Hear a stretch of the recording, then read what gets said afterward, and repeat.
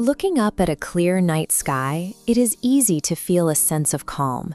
The stars seem permanent, quiet, and perfectly arranged. For as long as we've been looking up, we've been asking the same questions. Where did all of this come from?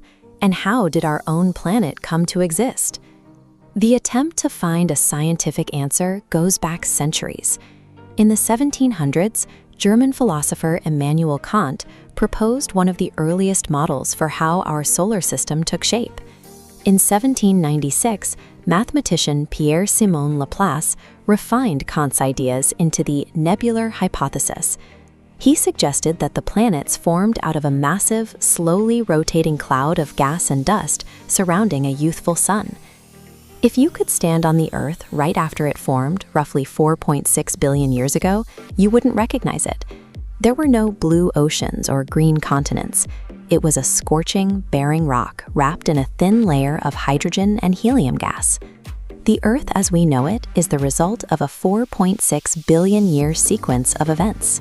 It is the story of how floating cosmic debris was compressed, heated, and reshaped into a highly structured, habitable planet. The process began with the ignition of our young sun. When the star flared to life, it generated a continuous, intense wave of energy and charged particles, known as the solar wind, which blasted outward through the inner solar system. Because the inner planets, like Earth, were smaller and had weaker gravity, this intense solar wind easily pushed away their primordial layers of light gases. The giant gas planets, sitting further out in the cold, were far enough away to keep their atmospheres intact. What remained in Earth's orbital path was a field of rocky debris. Over millions of years, these smaller rocks, known as planetesimals, repeatedly smashed into each other.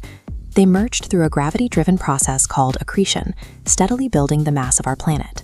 The ground beneath your feet right now is solid rock, because Earth formed in the tight, hot vicinity of the sun. The lighter materials were blown away, and only the dense rocky fragments survived to clump together. All those constant collisions during accretion generated immense heat. Combined with the energy from decaying radioactive elements inside the rock itself, the early Earth remained molten, a turbulent sphere of liquid magma. This liquid state allowed the planet to sort itself by density. Heavy elements, like iron, sank to the center, creating a dense metallic core. Lighter silicate rocks floated toward the exterior, cooling to form the planet's first primitive crust. This cooling period was interrupted when a Mars-sized body slammed into the young planet, blasting a massive volume of Earth's outer layers into space. Earth's gravity trapped this ejected ring of debris, forcing the fragments into a tight orbit where they eventually clumped together to form the Moon, roughly 4.44 billion years ago. This cataclysm provided the thermal energy required to finalize the separation of Earth's internal layers.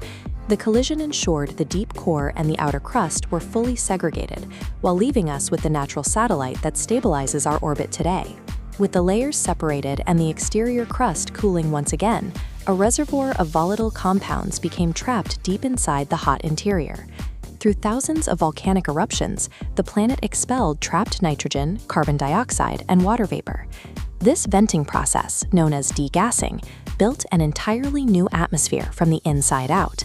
As the Earth continued to shed heat, the atmospheric temperature dropped.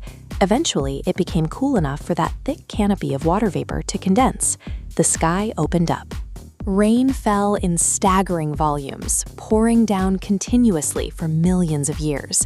This deluge rushed across the barren rock, pooling in the depressions of the solidifying crust. A moment of wonder. Within 500 million years of the planet's birth, the surface was covered in deep water. The oceans you swim in today are 4 billion years old, and every drop was originally exhaled from the fiery vents of the early Earth. By about 3.8 billion years ago, the geological stage was set. The Earth possessed a solid crust, expansive oceans, and a thick atmosphere. Yet it remained sterile. Somewhere in those warm oceans, a chemical reaction occurred that generated complex organic molecules. These molecules assembled into structures capable of duplicating themselves, converting inanimate matter into living substance. These microscopic organisms were confined to the water for eons. But around 3 billion years ago, they developed photosynthesis, the ability to harvest energy directly from the sun. A byproduct of this biological process was the release of free oxygen. Over hundreds of millions of years, this oxygen saturated the oceans and eventually bubbled up to flood the atmosphere. This oxygenation of the atmosphere represents the moment the planet's chemical makeup and its biological inhabitants became locked together.